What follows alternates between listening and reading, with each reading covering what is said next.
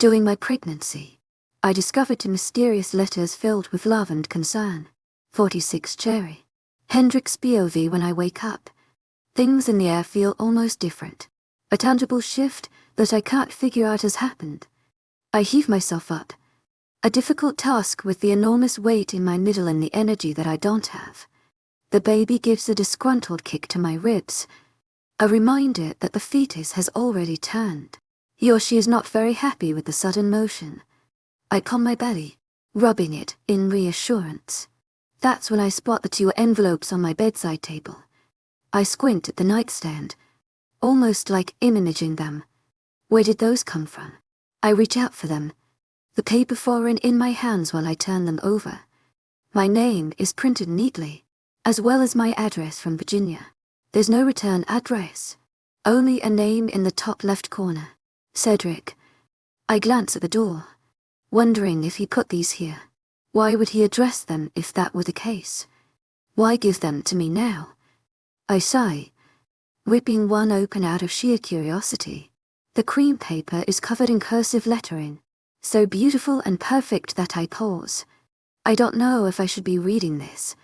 It is addressed to me, isn't it? So I start reading. Hendrix, it's been too long since I've seen you, since I've smelled you. Every time I close my eyes, I feel you. You haunt me every waking and slumbering moment. I hope you know how much you've changed my life. I wish I could be there. To be beside you is all I've ever wanted. You haven't replied to any of my letters, haven't received any of my countless calls. If you need your space, I understand. All I ask is that you understand this: I love you, and I'll be returning shortly. I need you. I'm not supposed to be coming back so soon. You're still in danger, and I know I should be stronger and stay away, but I can't. I hope you will forgive me. It seems impossible, but I still have hope. It's all I have when you're not here. I'll be there before the month is through. I hope this letter made its way to you safely, because I can't bear the idea of you being without a few comforting words.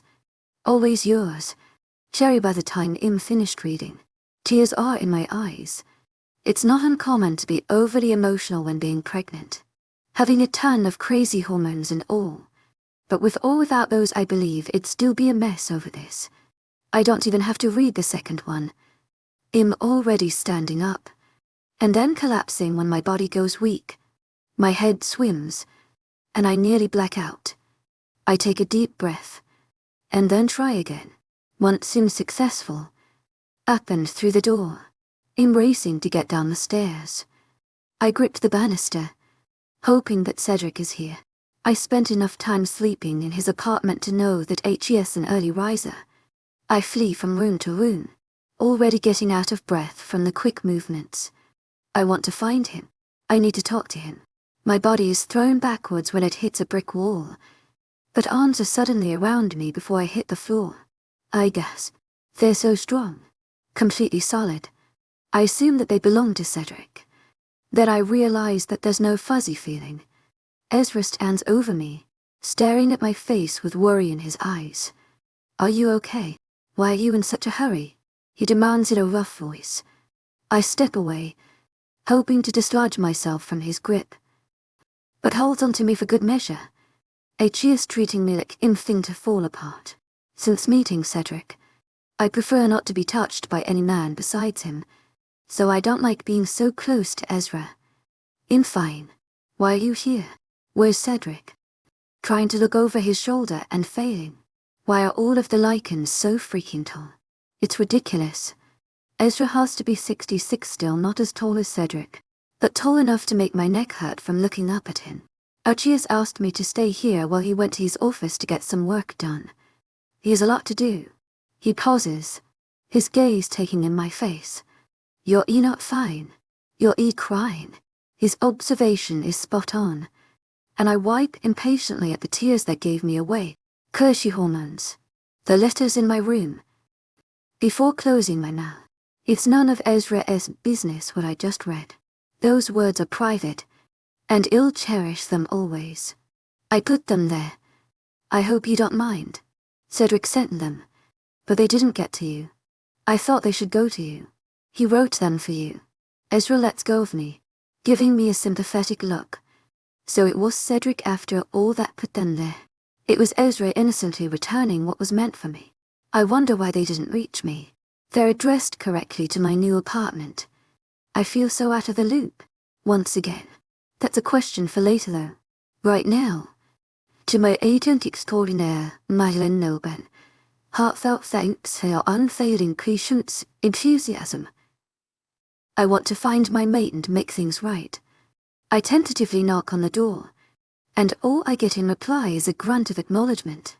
I open the door, and marvel at the beautiful office inside.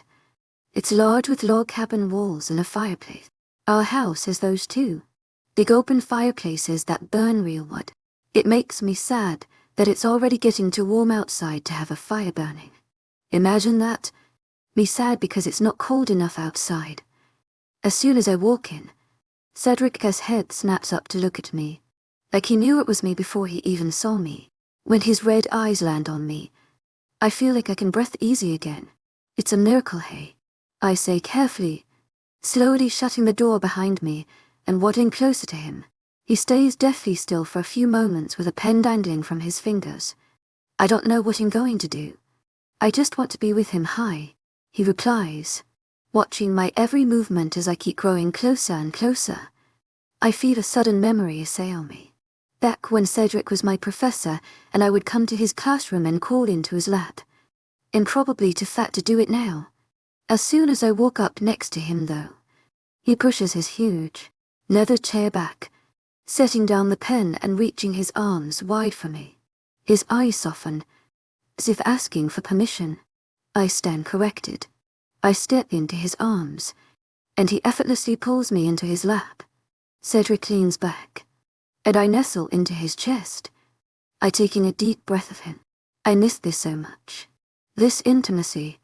The tingles of being pressed against him. Nothing beats the safe sensation of being with him. So, how do you like it here? He asks against my ear, tenderly rubbing a hand up and down my protruding stomach. His palm is calloused and worn. It's amazing. To my agent extraordinaire, Madeleine Noben. Heartfelt thanks for your unfailing patience, enthusiasm. I can't even believe how wonderful it is here. A little and art the place 𝐊𝐲 has built here in the middle of paradise. And I feel so much relief. I don't have to fend for myself anymore. Cedric grounds out a gruff noise, pulling me close. You never should have had to in the first place. He'll always take care of you. I know, and I'm thankful. But the truth is, I don't know how solid my trust is. Do I really believe that he'll always be there?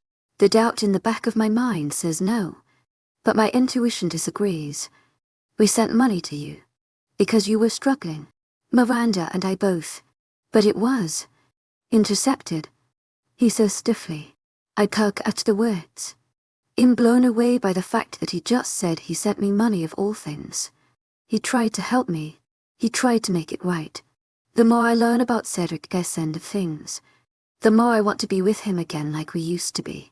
I bypass that though, growing curious. What do you mean by intercepted? I wonder, remembering what 𝐊𝐲 said about the letters. He made it sound so casual, like there was some kind of innocent mix-up. Cedric makes it sound different.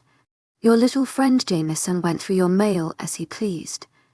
Among other things, he tells me, and his voice is deathly, 𝐊𝐲's mad.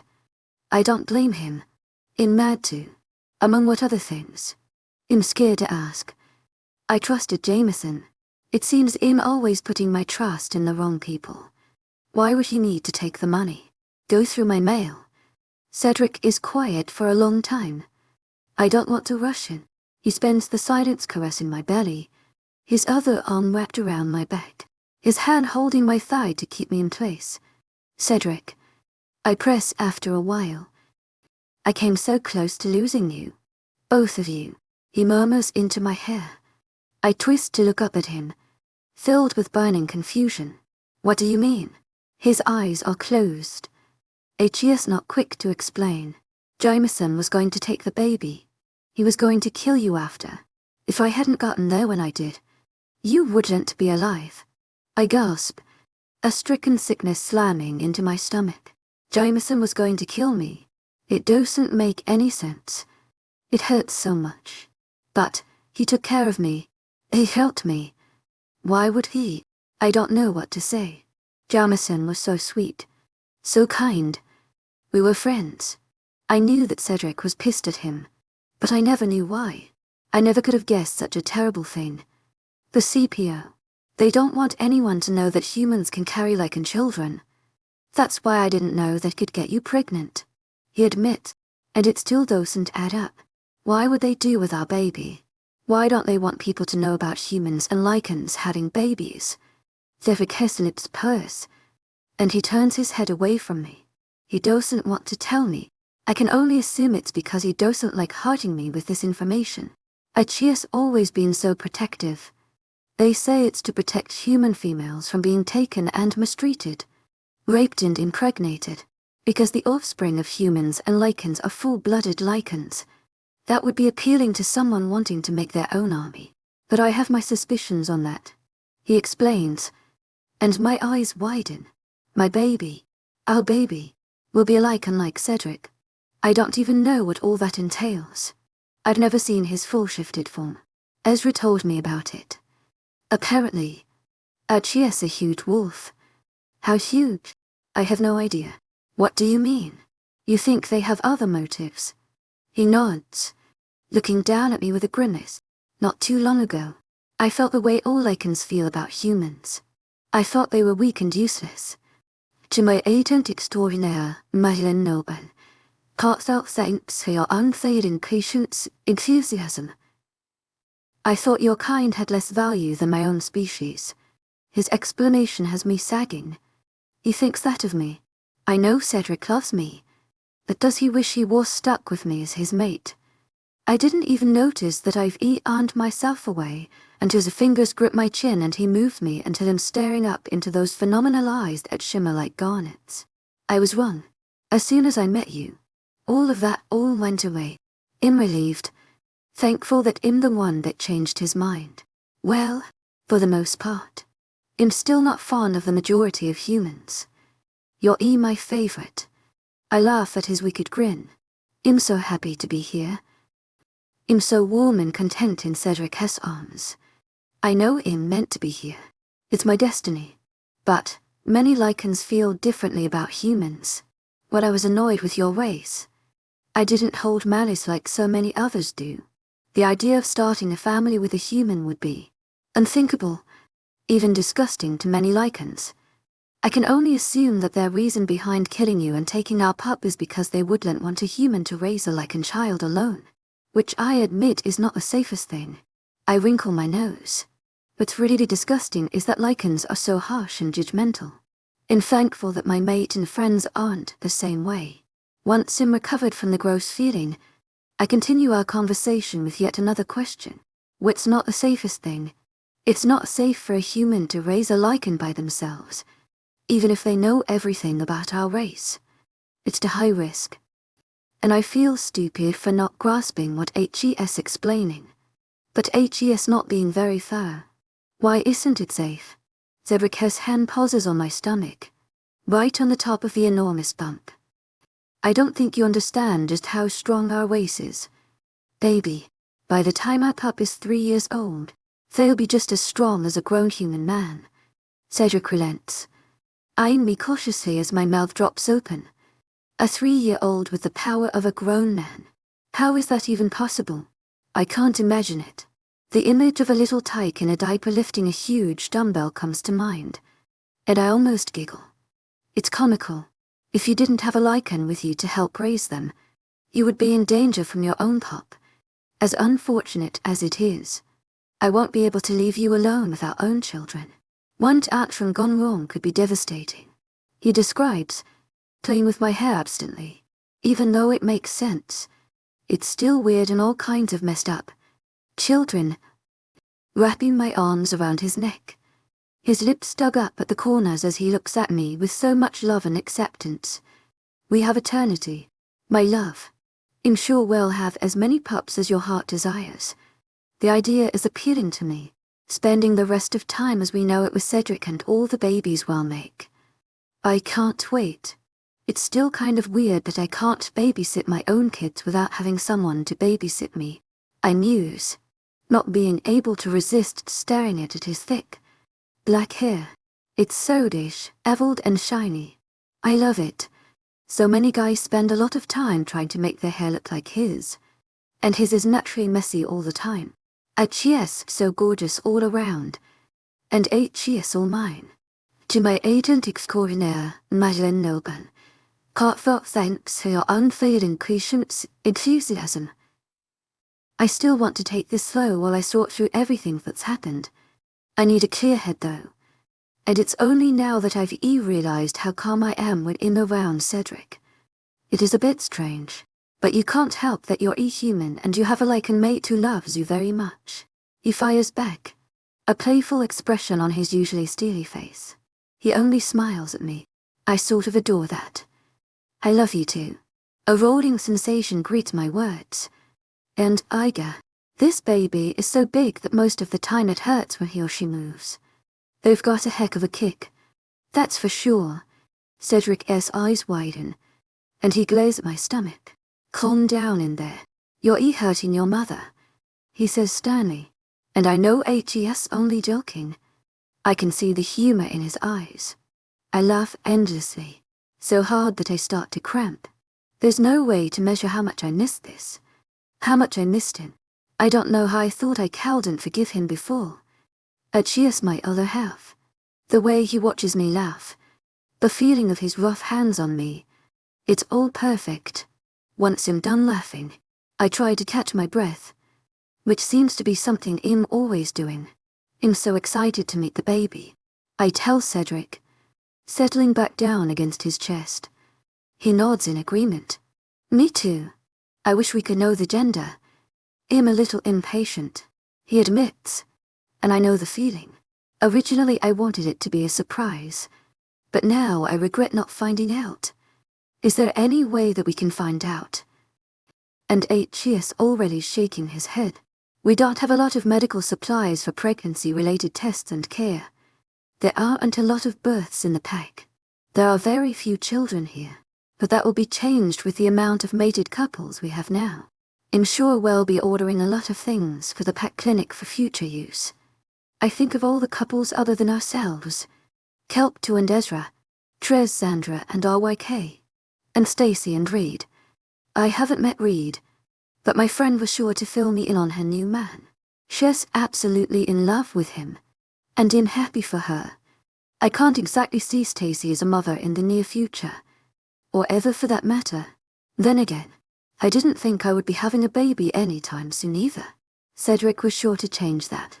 What names are you thinking? He asks suddenly, and I'm so lost in thought and startled at the words. Truth be told, I don't have a long list of names, just a handful. I don't care if it's a boy or a girl. I would be happy with either. I like the name Griffin for a boy, or Hudson, and Owen. What about you? I switch it to 𝐿𝐷𝐷, feeling the little bit of pressure. I don't really know. I haven't thought about it. I scoff at his laziness. I suppose there have been more important things to think about lately. I shift my body, getting achy wherever I've been leaning on my leg. It's a bit of a chore with how weak I feel. 𝐿𝐷𝐷 helps me. Well, you're the father. You have just as much say in the baby's name as I do. I tell him, running a finger up and down his chest, tracing invisible patterns across his black t-shirt. I didn't exactly know I was going to be a father until recently. I go still, remembering how different things were a few days ago. Everything has changed once again. 𝐿𝐷𝐷𝐿 heartfelt thanks for your unfailing patience, enthusiasm. I regret not telling 𝐿𝐷𝐷 he was going to be a father. I already felt rejected. I didn't want my child to feel the same way if he chose to abandon the baby too. I changed the subject, not wanting to dwell on unhappy topics. I've had enough sadness to last me a lifetime. I want to continue to enjoy this moment. I don't have any girl names. There's a lot of good ones, but none that really feel right. You know, maybe I should hope for a boy. I wouldn't want to have a nameless baby girl. That wouldn't be right. It will all work out. Either way. But first we have other things to be worrying about. You, my sweet little human, need a checkup. When's the last time you went to the doctor? I'd open my mouth and then proceed to shut it. It's probably not a great idea to let Cedric know just how much 𝐿𝐸 struggled. I didn't have enough money to go to the doctor. You would be really mad if he knew. It'll take that as a while. Come on. We're going for a little visit to the clinic. I groan. I hate the doctor's office. Always have. If it will make Cedric happy, then maybe I can live through it. If I'm being honest, this is very strange, but also fascinating. Dr. Melbourne has her hands on her hips, watching me with wide eyes. I shift on the padded hospital bed. Cedric puts a hand on my head to comfort me. I lean into him while the doctor proceeds to scroll through her computer. I'm surprised I even agreed to come here. As stubborn as I can be sometimes. Now that I'm here I feel better. But the way Dr. Melbourne talks about me, she's intrigued. Even after all of the tests she ran on me. 𝐊𝐸𝐳𝐸𝐷𝐸 𝐊𝐸𝐳𝐸𝐬 Heartfelt thanks for your unfailing patience, 𝐿𝐸𝐳𝐸𝐬. And the lichen woman chuckles. She's as beautiful as Savannah, what with her obvious Native American roots. A pregnant human. A lichen baby. This is amazing. Revolutionary. And I get to treat you. 1 in a million. She murmurs the last part under her breath. I don't really appreciate how she talks about me like a test subject.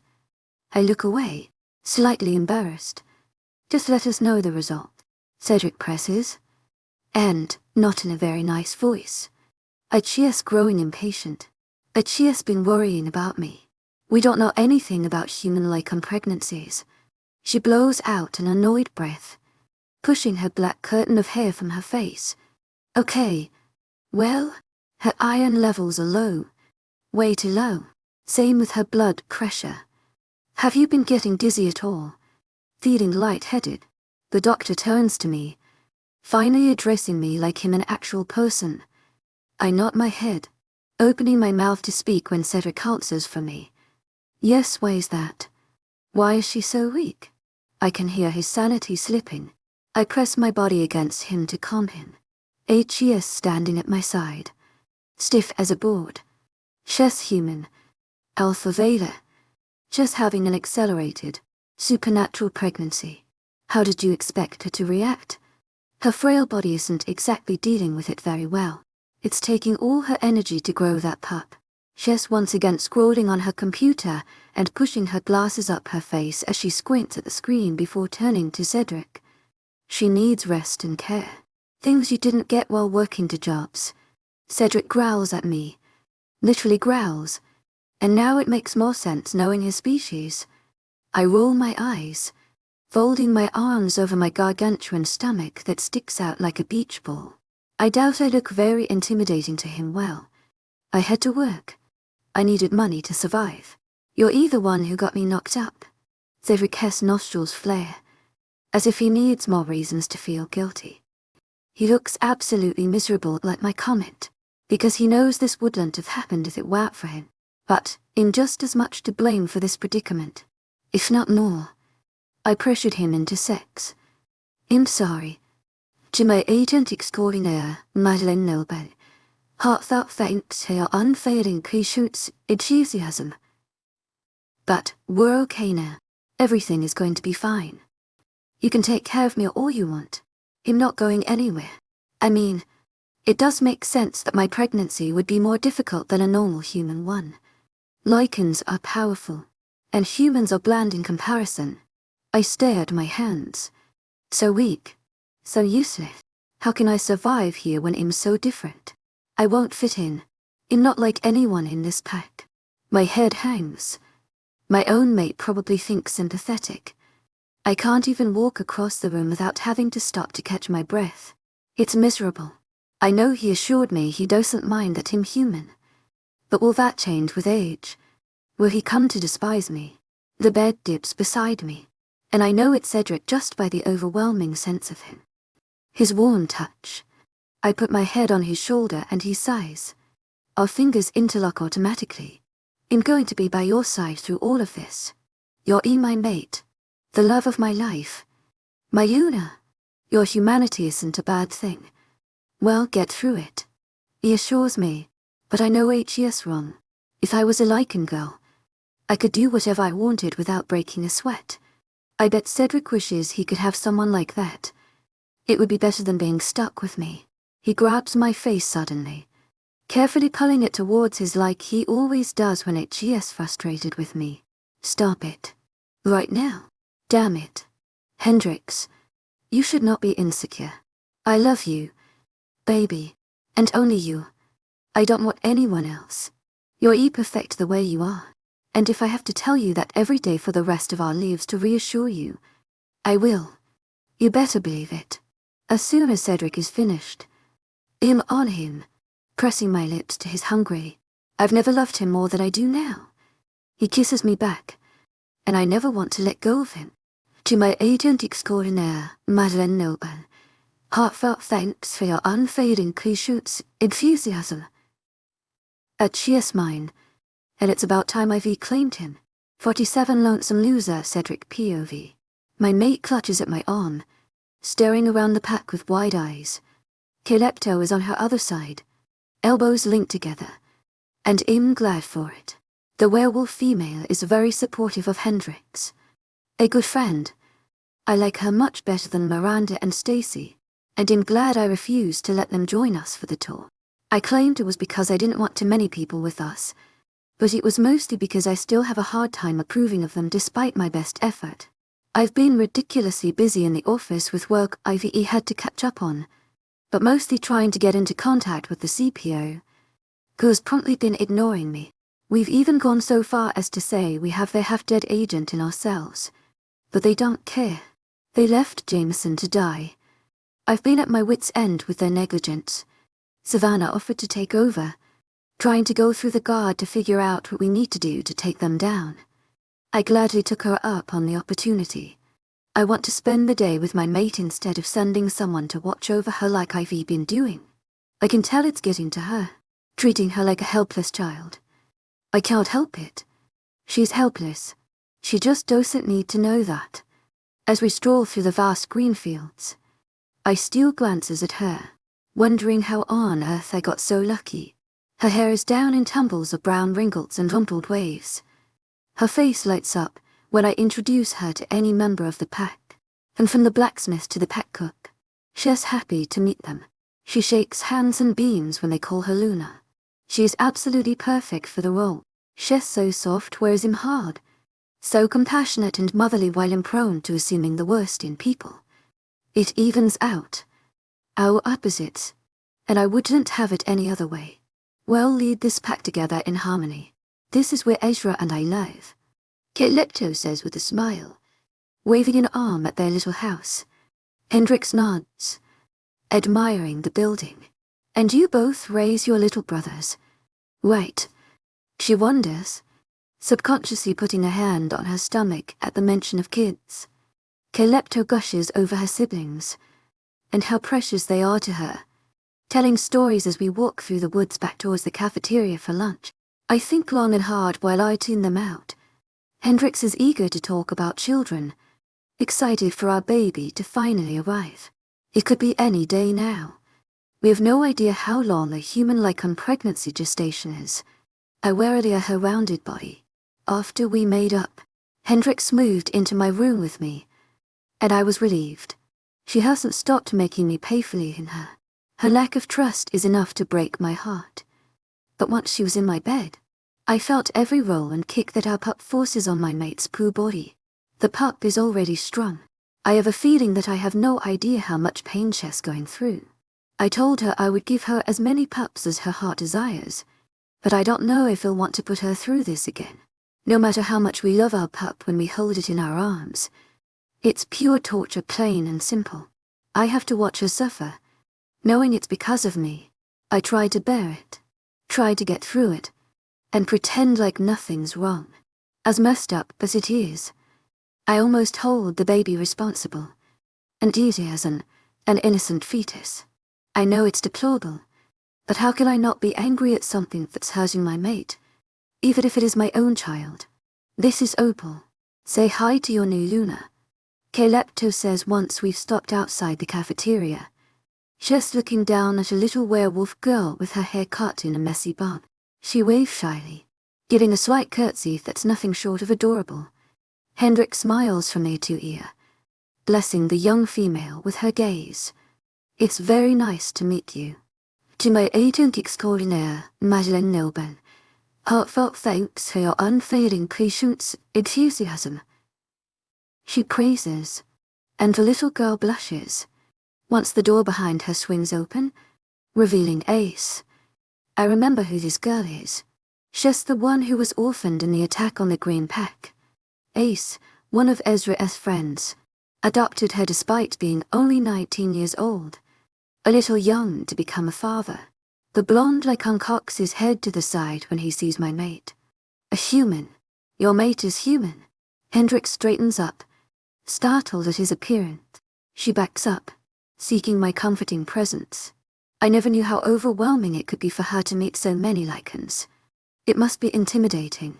What she doesn't realize is that she's their ruler, and therefore shouldn't be scared of them. She's the one in charge. They would do her bidding in a heartbeat. I mean, I heard as much, but I didn't believe it. Amazing.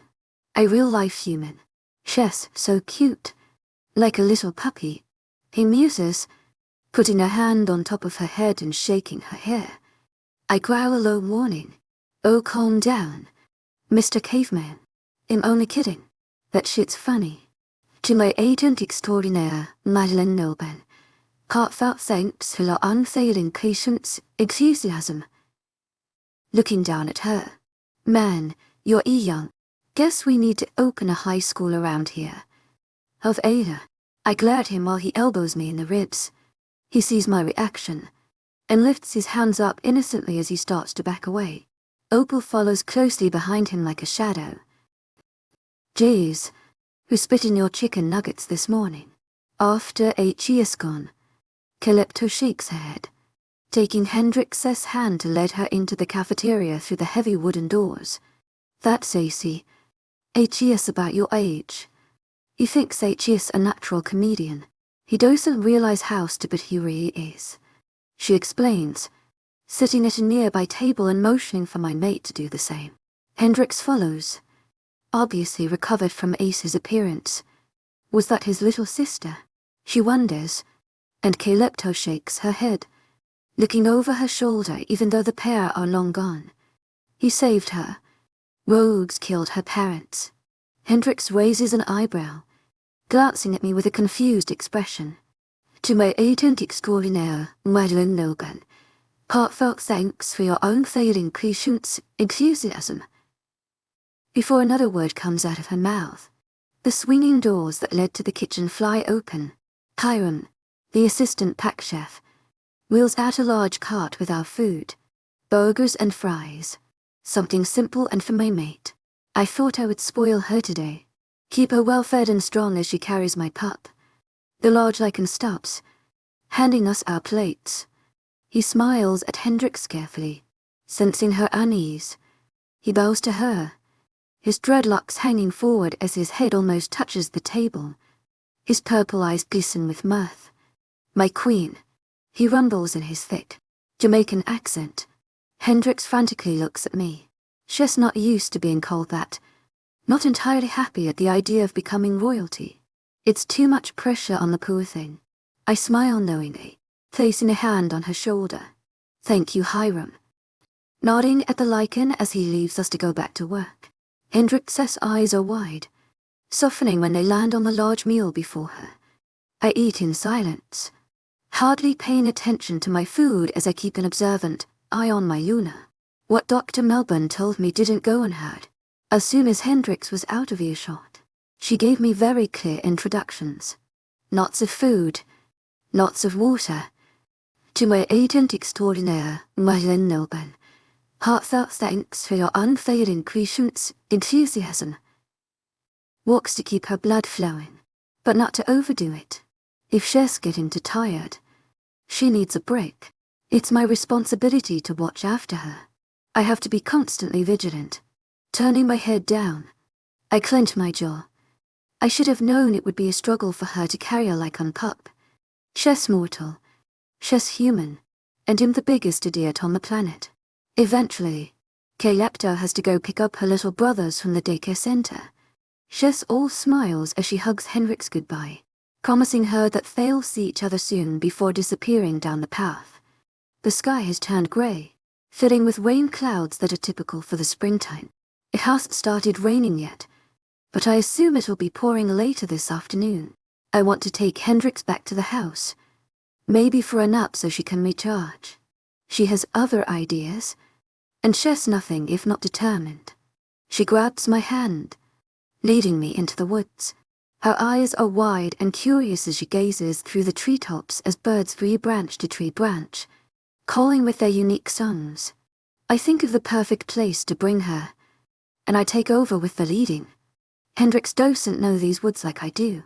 I've memorized them like the back of my hand. Every crevice, every tree, every hill and dip in the ground. She's never seen an aerial like this before.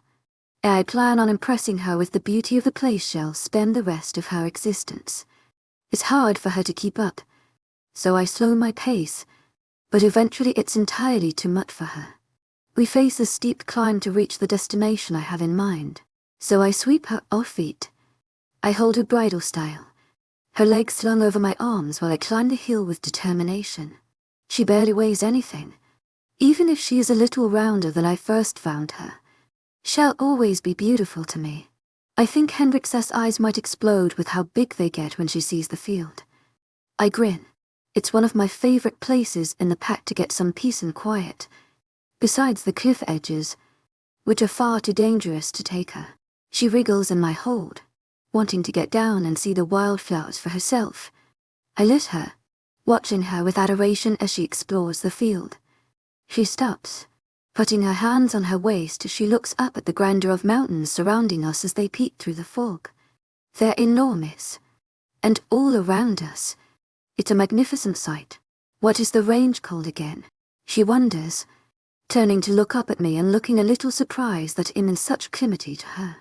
The Bertelf Mountains. They're covered up with the clouds right now. Damn rain. I'm sure you'll see them clear eventually. I explain, looking over them myself through her eyes. I wonder how much different our sight is. I've always known in theory that human senses are much less than ours. Her vision, smell, even taste, it's all dull compared to mine. It's hard to imagine seeing the world any differently. But she's in awe at the beauty. She can see well enough to agree with me on that. Your pack, it's amazing. Truly, everyone is so nice. Hendrix compliments me, shooting me a coy look. I grin, happy to hear it. I'm glad that she'll be welcome here, and that she wants to stay here now. It makes me proud. What? Did you think they wouldn't be? You're their Luna, their queen. Her smile falters, and she bites her lower lip, shrugging her shoulders. I haven't forgotten what you said about lichens not liking humans. I thought they might not be too excited to have me here. I was wrong, she admits, looking back at the view. A pinching sensation in my heart bothering me. Maybe I shouldn't have told her all of that. She's sensitive, but also curious for her own good. I promised I wouldn't lie to her. I made sure to answer all her questions. Now I regret it. She was already insecure enough as it was. I told you, baby, you're being human. It's perfectly fine. Don't worry. She nods, knowing I'm right after all the convincing I had to do. I hate when she gets all paranoid and worries herself. We stand there in silence for a bit. I can see Hendrix mulling everything over in her head. She's still letting it sink in. I'm sure everything is a little overwhelming.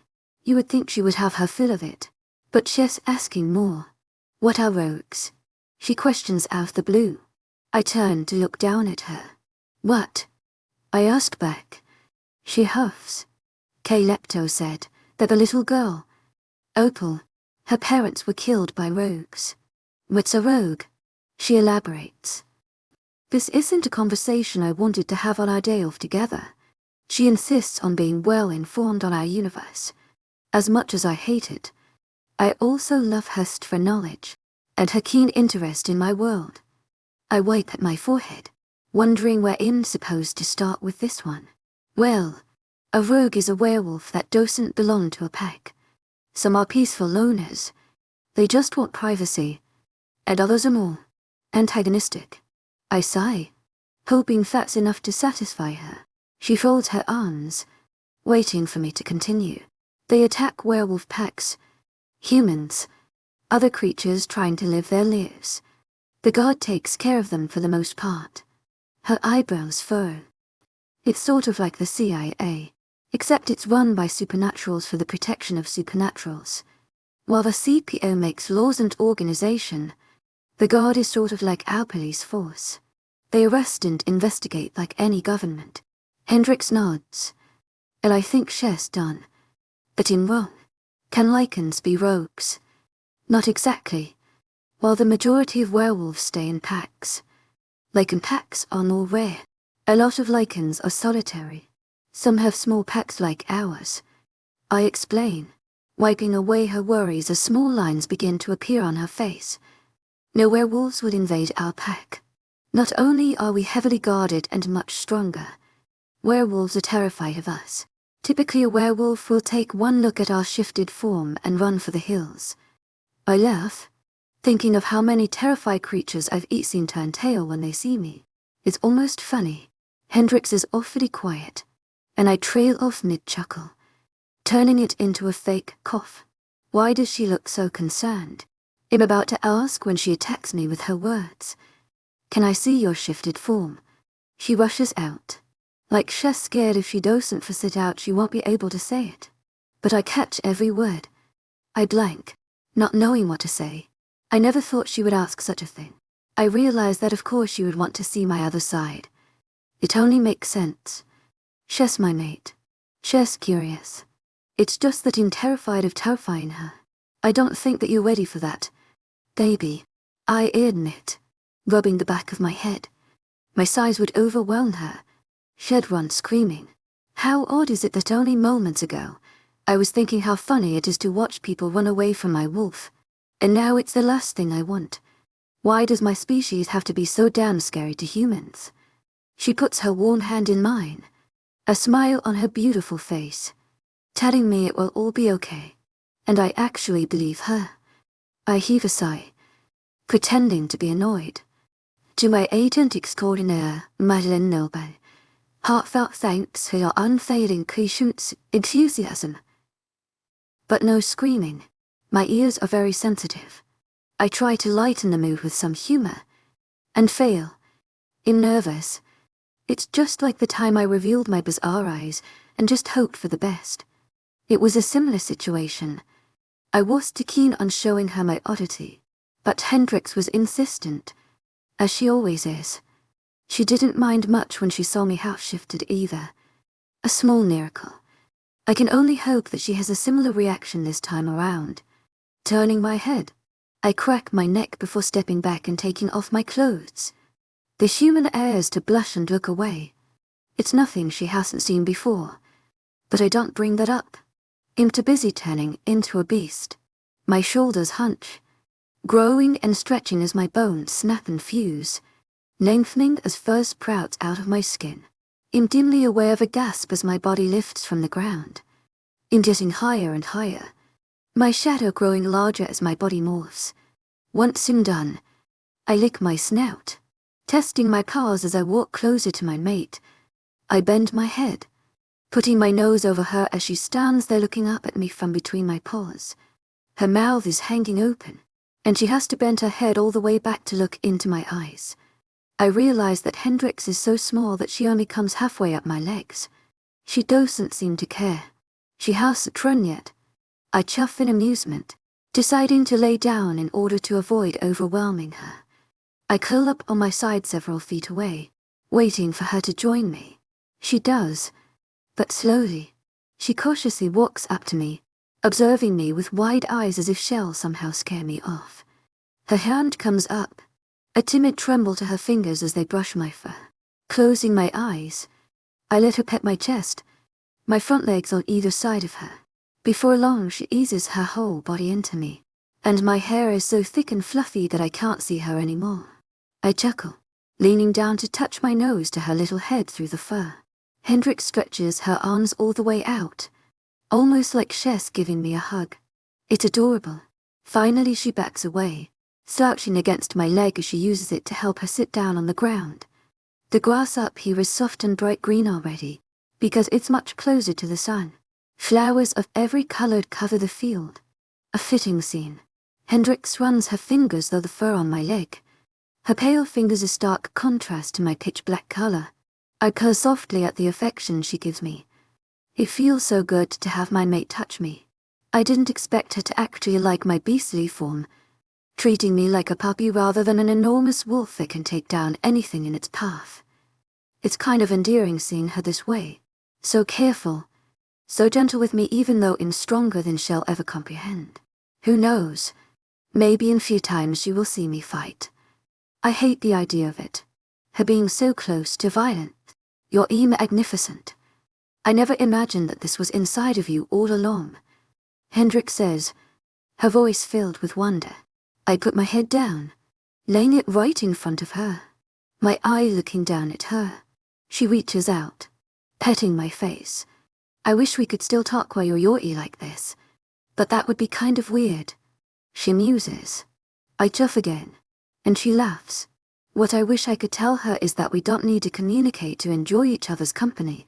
We stay there for a long time, laying in the grass as she talks quietly to me, always running her hands over my fur absently. Eventually she stops stalking and just leans against me. She watches me carefully, a small smile on her face like 𝐶𝐻 wants somehow. Her eyes start to flutter, and I know that I've exhausted her. 𝐶𝐻's ready to fall asleep right here in the bed of fur, makes a cocoon of warmth around her.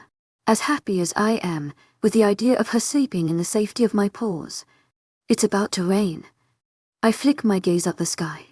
Any minute now it will be pouring. I decide to shift back and take Hendrix to our home where she can get the rest that she needs.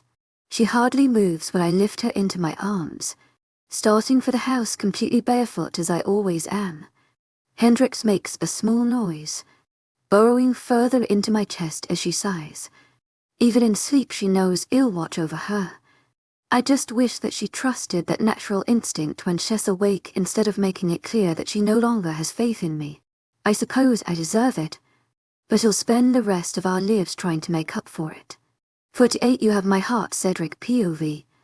I head for my meeting with a tight-gripped fist, my knuckles turning white, ready to beat anyone into submission just because I'm annoyed. And pissed. I'm always pissed when I have to be separated from my mate. It's hard to control myself when Hendrix isn't near. 𝐶𝐵𝐸11 𝐊𝐢𝐳 Heartfelt thanks for your unfailing enthusiasm. This time is different though. I won't be gone long, and I'm here to make sure that her near-death situation is resolved, and that the CPO pays for what they've done. I won't leave until it's ensured. I'm here alone. 𝐊𝐢𝐳 wouldn't leave his pregnant mate, and I already made Ezra leave his mate to come with me to Virginia. Then there's Savannah. Thankfully she offered to stay and take care of Hendrix while I'm gone. It's only a two-day trip. He'll get in and get out. Then he'll be back home like nothing even happened. At least, that's what I hope will happen. You can never tell with these things. They're too unpredictable.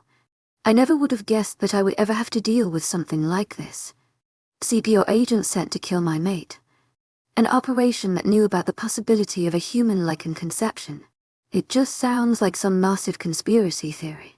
A few meetings here at the guard base. Then I'm free of this drama and this hatred I feel boiling underneath. Alpha Vela, you made it. A male voice interrupts my thoughts, and a lichen stands in the doorway of the conference room up ahead. I narrow my eyes at him. 𝐶𝐵𝐸11 𝐊𝐢𝐳 Heartfelt thanks for your unfailing enthusiasm. And how he knows me. I try my best to remain inconspicuous, but it never seems to work. The scars are obvious, even with my sunglasses. I perch them at the top of my head. He holds out his hand for me to shake, which I take firmly, testing his strength. He shakes it, smiling grimly at me like he knows it's not the most pleasant circumstances to be meeting. He would be right about that. I'm still killing mad. This is about my mate, and all the other humans that they were protecting. It's not exactly going to be a good time. Councilman Shepard. He introduces, and I see him through new eyes. 𝐿𝐤𝐧𝐼 fully matured, but very young-looking, and fresh-faced. He seems inexperienced to be a councilman. 𝐊𝐤𝐧𝐼𝐬𝐻𝐼's replacement. The past Lycan Council member has been arrested because of his ties to the Red Alpha. He never told anyone that it was his daughter the whole time, or that 𝐿𝐤𝐧𝐼 is the one that drove her to her insanity. He killed her mate, causing her to drop off the deep end for good. The killing of a Lycan's mate is a felony in our world for that very reason. Luckily, the Red Alpha, otherwise known as 𝐾𝐞𝐬, was fully matured when her mate was brutally murdered. If she'd shifted before she met her mate, it would have been a whole different story. That's why it's so dangerous for me to have a mate. If I die, 𝐿𝐤𝐧𝐼's body wouldn't be able to handle it. She would soon follow me. If my sweet mate died, it would take an army to stop me from slaughtering millions. Let's get started. Councilman Shepard invites me in, and I take a peek at my wristwatch, realizing I'm already 5 minutes late. No wonder he was waiting impatiently outside the door. These people are nothing if not proper. It bugs me. There are quite a few people in the room, already sitting. Most of them I don't know and don't care about. I've never seen them before, but it doesn't matter. I won't be here long anyway. No need to become acquainted. I'm not here for a meet and greet. Please. Shepard motions toward an empty chair with an open arm, wiping at his forehead with the other hand to rid it of nervous while he takes his own seat. I oblige, sliding smoothly into the leather and drumming my fingertips across the black tabletop impatiently. Everyone eyes me warily, and I glare back at anyone who tries me. Councilwoman 𝐿𝐤𝐧𝐼 smiles at me, a familiar face in a sea of fearful glances. A female clears her throat, and I look up at her. I recognize her. She's from the CPO. I don't know what district, but I already don't like her by the way she stares at me with evil eyes. I really don't see why you're even considering closing us down. We didn't do anything wrong. Councilman, you have to understand. Shepard holds up a single finger, going from stress to direct in a second. The CPO is controlled by the council, and funded by the guard. The way she speaks to him is childish and disrespectful. His motion shuts her up quickly. You are head of the Child Rehoming Committee. Miss Vast is. Clearly, you knew about what they were doing to the human women. I say women because I'm sure there were many more than Alpha Viola's mate, weren't there? And her fake sweet disposition shifts into something more sinister. Her face is twisted in a glare, and she huffs like she doesn't have time to explain her crimes. There were a couple. Yes, but you don't understand. Humans are worthless. A couple of them being killed to preserve our species. Our pets. It's no sin. No one will miss them. She makes the mistake of letting those words out in front of me, and I'm out of my chair and snarling before she can take them back. She gasps, having the nerve to put a hand out as if it could possibly stop me. Now. Calm down. We have this under control. The council has already made its decision. A female speaks up. She's clearly a goblin with her curled fingers and ears. A superior look shot at the sepia woman. Miss Vastas pales, a flicker of hope in her eyes. She opens her mouth, but Shepard speaks before she can ask. Well, let you know as soon as we get everything we want to know. He pauses, flipping open a folder and scrolling his eyes down the information typed before him. Is it true that you had permission, at some point, from a council member? Or was that forged? She gulps, nodding her head. We had permission. Before, we did it without any approval, which was risky. We knew what we were doing was right, but that not everyone would understand how ethnological our operations were. But someone found out. Someone leaked it to a councilman, and he came straight to my office. I was scared he would be angry and put a stop to us. But he didn't. He was glad with the idea. He even asked for a favor in return of his stamp of approval. My stomach sinks, and I think I know what and who exactly 𝐿𝐲's talking about. I can only hope that I'm not right. Oh please, moon goddess, let me be wrong. And whom, may I ask, was that? He continues. Why, Councilman Cole, of course. I cringe, looking down and sighing. I was right after all. What favor did he want in return? I demand. The female dares to look put off by my question, as if I don't have the right to ask her. I am your king. I may not be ruling anymore, but I can take back my rightful throne as soon as I want. That's part of the god system, part of the law I wrote. You want to know why? Because I built this government, and I can take it away, just as easy as I can take away your pathetic life. So do you feel more like talking now? 𝐶𝐻's shaking, putting arms around herself and nodding her head reluctantly. Every eye in the room is on me. I couldn't care less. He had a bastard child with some human woman. He wanted the pup taken, as we do in that situation. He didn't want to keep the kid, but he wanted to be the one to kill her. So, we let him. She shrugs, as if the poor woman's life meant nothing to them. It's because it didn't. They think because human lives are more fragile and shorter that they mean less than ours. I used to agree with that, and more fool me for it. The moon goddess obviously decided to prove me wrong in the best way possible. She gave me Hendrix. I think of Ezra, and my heart breaks. When he finds out. Damn it. When he finds out. Cole deserves to rot where he is. 𝐿𝐲 has been sentenced to the most high-security supernatural prison there is. Morton Allen. It's hard to get in for a visit there, but I might be able to pull a few strings just to get some closure for him. And vengeance. It's his right to hurt the male that killed his mother. Damn. Councilman 𝐶𝐵, and I don't blame him. To my agent extraordinaire, 𝐊𝐲 𝐬𝐩𝐿𝐬, heartfelt thanks for your unfailing patience, enthusiasm. Those poor women, so defenseless, just like Hendrix, having their babies taken away and their lives ended. It's not right. It's just evil. So, what has the council decided? She presses reluctantly, her voice nervous and trembling. 𝐶𝐵 glances at 𝐿𝐲 the vampire. She clears her throat, taking over. We will be investigating your branch, and you will be terminated and put on trial for treason. We will find anyone involved in your scheme and bring them to justice. All children in your custody will be turned over to us. She takes a deep breath, glancing at me, and then back to Miss 𝐿𝐻. The CPO will hereby be shut down until further notice. Clearly, we have some work to do to make sure we're running a morally sound operation.